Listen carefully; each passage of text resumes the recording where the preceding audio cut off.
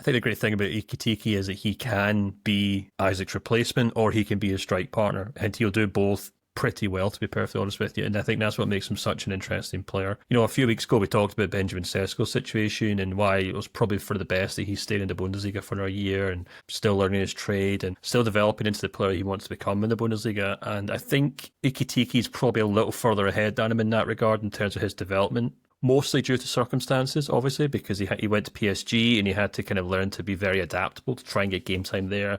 Didn't quite work out for him, but then he moved to Frankfurt and he more or less had to play second fiddle to Marmoush. But he did that in a way where he obviously complemented him very well. And then when Marmoush moved on, he then became the main man. And he obviously finished the season very strongly as Frankfurt's kind of clear number 9.